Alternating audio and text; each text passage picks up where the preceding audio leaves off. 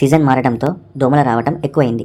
వీటిని అశ్రద్ధ చేస్తే ఎన్నో రకాల ఆరోగ్య సమస్యలు వస్తాయి. దోమలను బయటికి తరమడానికి ఇప్పుడు చెప్పే చిట్కా చాలా సమర్థవంతంగా పనిచేస్తుంది. ఆల్ అవుట్, గుడ్ నైట్ ఇలా రకరకాల పేర్లతో మార్కెట్లో లభించే దోమల నివారణ మందులను దీర్ఘకాలంగా వాడడం వల్ల శ్వాసకోశ వ్యాధులు, మానసిక వ్యాధులు తలెత్తే ప్రమాదం ఉంది. దోమ కాటు వలన శరీరం పైన దద్దుర్లు వస్తాయి. కొన్ని సందర్భాల్లో ఈ కాట్లు మచ్చలుగా ఏర్పడతాయి. అందుకే సహజసిద్ధమైన మార్గాల్లో మాత్రమే దోమలపై యుద్ధం చేయడమే మంచిది. ఇప్పుడు ఒక అద్భుతమైన చిట్కా గురించి తెలుసుకుందాం. ఈ చిట్కా కోసం 5 ఇంగ్రీడియంట్స్ అవసరమవుతాయి.